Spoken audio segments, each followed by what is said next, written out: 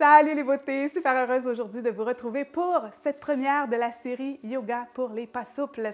Oui, c'est une idée qui m'est venue après que quelqu'un m'ait dit « Ah, c'est le fun parce que ton yoga, c'est pas un show de contorsionniste. » Et ce qu'on voit souvent sur les réseaux sociaux, évidemment, c'est des belles postures, des backbends infinis, des splits extraordinaires, des handstands et tout, mais c'est pas juste ça, le yoga. Il faut pas oublier que souvent, les gens qui sont dans des backbends extraordinaires, bien, ce sont soit des hyperlaxes, des gymnastes, des danseuses, bref, des gens qui ont travaillé toute leur vie avec leur corps.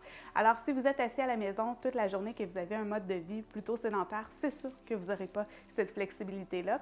Et souvent, les gens me disent « Ah, je fais pas de yoga parce que je suis pas souple. » Ouais, au Québec, on enlève des lettres parce que tout va vite, on est productif, on raccourcit les phrases, on raccourcit les mots. Donc, ouais, souvent j'entends « Je fais pas de yoga parce que je suis pas souple. » Ben non, on fait du yoga pour travailler sa souplesse. Et aussi, j'ai détruit un mythe aujourd'hui. Souvent, les gens me disent « Ah, professeur de yoga, tu dois tellement être souple. » Eh ben non, j'ai fait mon coming out, je ne suis pas souple du tout. J'ai gagné en souplesse à travers ma pratique de yoga, mais il y a plusieurs facteurs qui influencent la souplesse. Ça peut être, dans mon cas, je vis avec une auto-immunité, donc de l'inflammation systémique, intestin irritable aussi. Alors, il y a beaucoup d'inflammation dans mon corps. Je vis aussi avec du stress chronique, comme beaucoup d'entre vous, que heureusement, je gère beaucoup mieux qu'avant, mais le stress crée une contraction des muscles. Il y a l'hérédité également. Bref, il y a plein de facteurs. Je vous explique tout ça en détail sur le blog, le lien est dans la barre d'infos. Et d'ailleurs, n'oubliez pas de vous inscrire à mon infolettre namastécocolaté.com. Je débarque très bientôt avec des cours d'une heure. Donc, tous les détails, il faut s'inscrire à l'infolettre. Vous allez être les premiers à le savoir. Donc, on revient à la souplesse. Eh bien non. Et souvent sur les internets, ce qu'on voit le plus, ben c'est des gens qui ont des pratiques de yoga de plusieurs années, voire plusieurs décennies, qui ont des backbends extraordinaires, qui font des splits et tout. Et on oublie aussi parfois que ben là-dedans, il y a des gens qui sont hyper laxes. Donc, ça, c'est un problème des tissus conjonctifs. Donc, ça peut créer d'autres problèmes articulaires et ça peut créer de l'arthrose précoce, entre autres. Donc, c'est un autre problème en soi. Il y a des gens aussi qui ont été gymnastes, qui ont été danseuses, bref, des gens qui ont travaillé beaucoup avec leur corps toute leur vie. Alors, les gens voient ça et se disent « Ah, mais c'est ça le yoga. » Mais non, je vous montre aujourd'hui que peu importe où vous en êtes, vous pouvez faire du yoga et je vais travailler avec les accessoires surtout. Si vous avez des blocs, c'est génial. Si vous n'en avez pas, je vais vous montrer des alternatives sans. Mais l'idée, c'est pas d'aller au bout de vos limites parce que c'est comme ça qu'on se blesse. On veut donc forcer, on stresse le corps et ça crée l'effet contraire. Donc aujourd'hui, je veux vous montrer que ce n'est pas un échec d'adapter des postures. Au contraire, vous faites du bien à votre corps et naturellement, c'est là que vous allez voir une évolution. D'ailleurs, n'hésitez pas à vous abonner aussi à mon Instagram, @mfpellerin. C'est la plateforme sur laquelle je suis le plus active. Et d'ailleurs, si vous m'avez déjà envoyé un petit message, toujours, je prends le temps de vous répondre et de décortiquer vos questions. Si vous en avez, n'hésitez jamais à m'écrire si « Ah, mais j'éprouve telle douleur ou tel inconfort dans telle posture » et ça va me faire plaisir de vous répondre. Donc, enfilez quelque chose de confortable, on y va!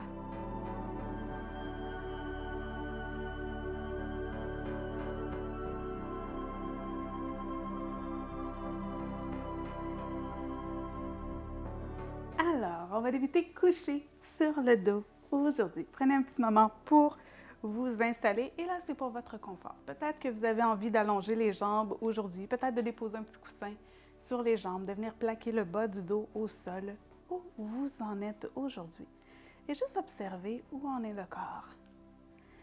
Donc, on se connecte d'abord à son corps avec la promesse de ne pas pousser le corps aujourd'hui. On veut juste observer où il en est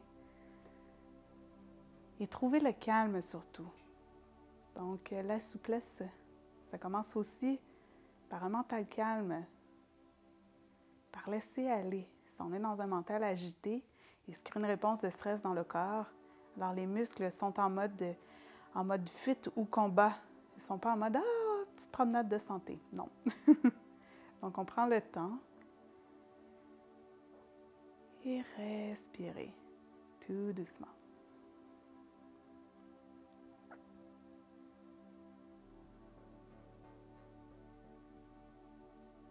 Connectez avec votre respiration et sentez peu à peu le corps qui se détend au fur et à mesure que vous laissez aller.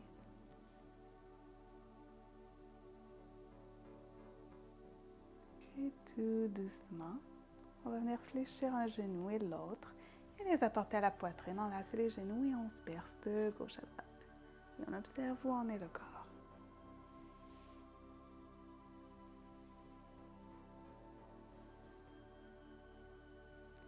On va venir déposer le pied gauche au sol et on envoie la jambe droite vers le plafond. Donc, on veut que le pied est flex, pas nécessairement 90 degrés. Si 90 c'est trop, la jambe peut être ici. Et on peut venir enlacer les mains derrière la cuisse. Et graduellement, vous allez voir qu'au fil des séances, la jambe va devenir plus à 90 degrés.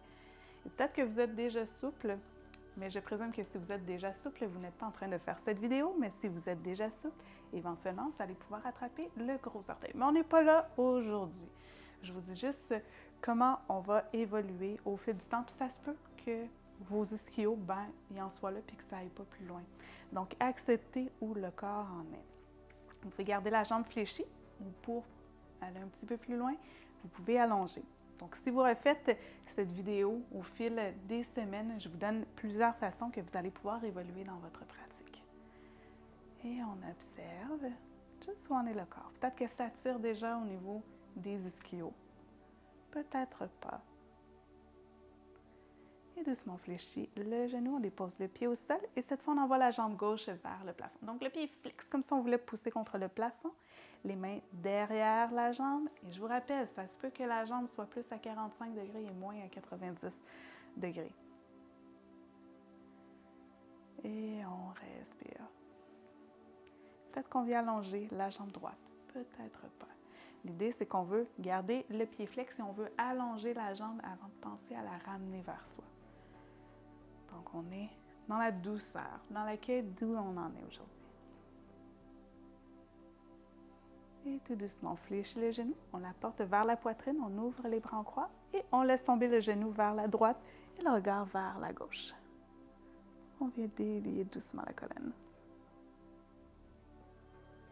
Et on revient vers le centre, on allonge la jambe gauche et cette fois, on apporte le genou droit à la poitrine, torsion vers la gauche et le regard se porte vers la droite. Et on respire ici. Pensez toujours à bien respirer. Plus on respire, plus on amène une réaction de calme dans le corps, alors plus le corps et les muscles se détendent.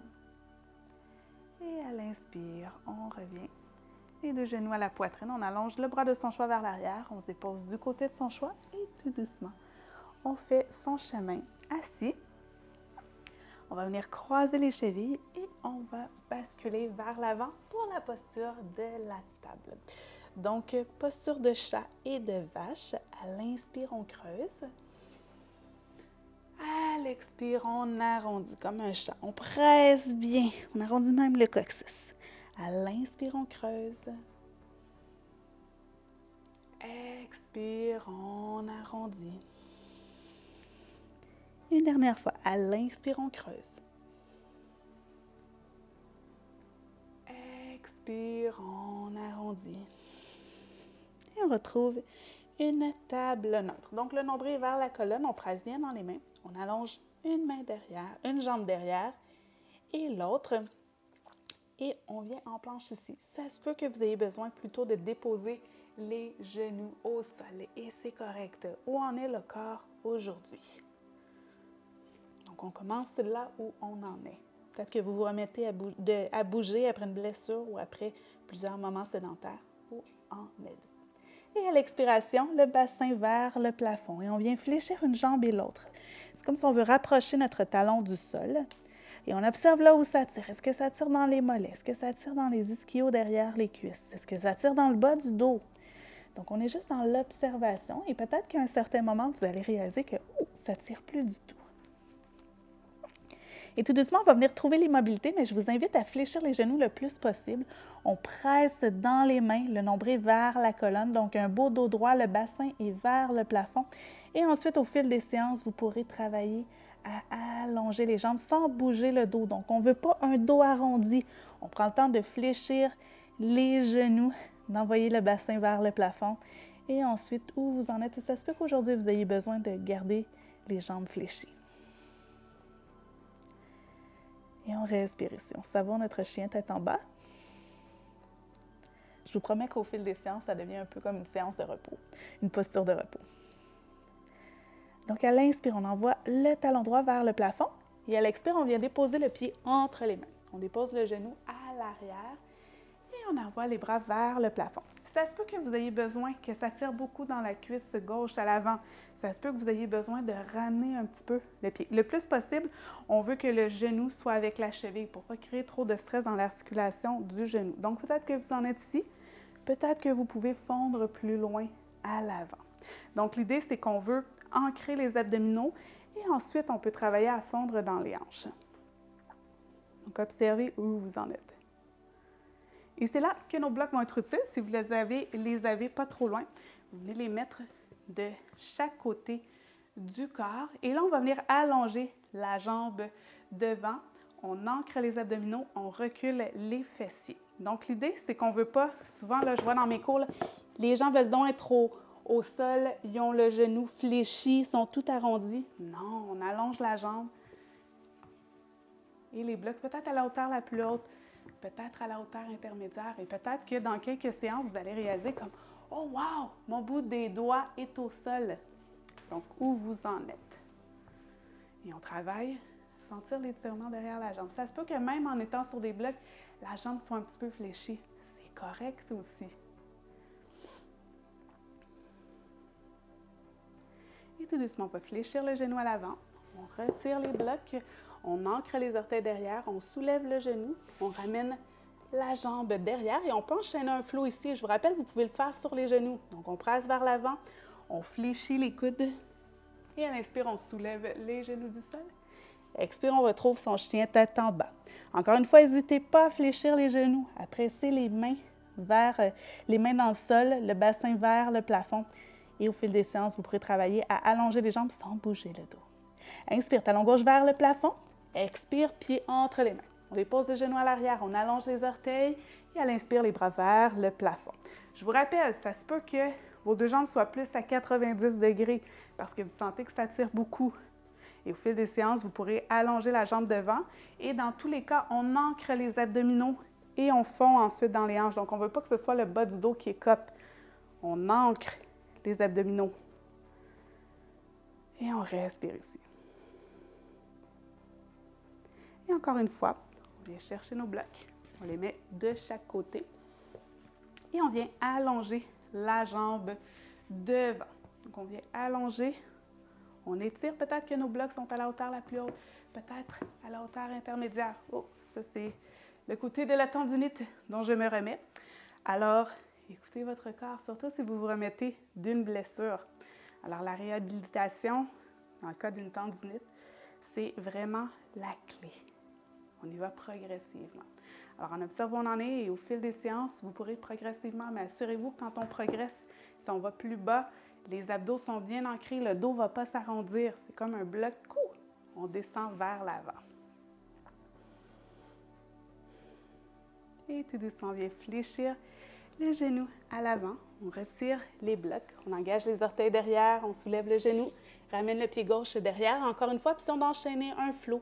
Peut-être en faisant la planche, peut-être en déposant les genoux au sol. Chaturanga. Chien tête en haut, les genoux ne touchent pas le sol. Et à l'expire, le chien tête en bas. On savonne notre dernier chien tête en bas. N'hésitez pas à fléchir les genoux. On presse dans les mains. Et ensuite, vous pouvez travailler. Allonger les jambes. Et à la prochaine expiration, on fléchit les genoux. On vient déposer les genoux au sol. On vient s'asseoir sur les talons. Et on va venir amener les genoux vers le ciel. On se dépose sur les talons. Là, moi, j'ai un tapis qui agrippe un petit peu. Donc, idéalement, on ferait ça directement au sol, surtout si vous avez un tapis qui agrippe beaucoup pour pouvoir permettre aux pieds de glisser. Là, pour les besoins de la caméra, je vais le faire devant. Donc, les genoux sont fléchis le plus possible et on vient déposer le tronc contre les genoux. On agrippe le bout des pieds et à tout moment, on ramène le menton vers la gorge, on veut garder un dos droit. Donc, on avance doucement nos pieds sans décoller notre tronc notre bassin. Notre tronc, c'est ça, notre tronc de nos cuisses, les parties du corps. Et doucement, on peut avancer. Et on va à notre maximum. Mais peut-être vous allez voir que, vous allez moins loin que d'habitude. Donc, où on en est. Et encore une fois, je vous rappelle, vous pouvez le faire directement sur le plancher. Ça va glisser Et naturellement, ça va arrêter un moment. Oups, on ne peut pas aller plus loin. Et on respire ici. On laisse aller.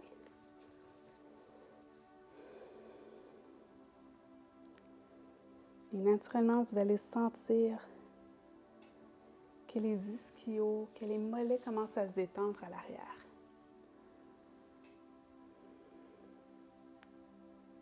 Si vous êtes coureur également, ça peut être un endroit, les ischio-jambiers, qui sont très tendus. Donc, on laisse aller à chaque expiration. Et si vous sentez que la respiration n'est pas fluide, vous allez trop loin, on revient. Donc, la respiration est toujours clé. Quand la respiration est entravée, il y a une réponse de stress dans le corps. Vous nuisez à la flexibilité. Et tout doucement, l'inspiration, on se redresse. Alors, si vous avez encore quelques minutes devant vous, vous pouvez vous allonger. Et le mot d'ordre, c'est patience, non la souplesse. Ça ne se bâtit pas en une seule séance de yoga. Malheureusement, ce serait si facile, mais avec de la discipline, tout simplement, et surtout beaucoup de zen. Alors, je vous reviens très bientôt avec une autre capsule de cette série. Et d'ailleurs, si vous avez envie que j'aborde une partie, une région du corps dans ce type pour les pas souples, n'hésitez pas à me le laisser savoir en commentaire. Donc, on se retrouve très bientôt pour une autre vidéo. Namasté!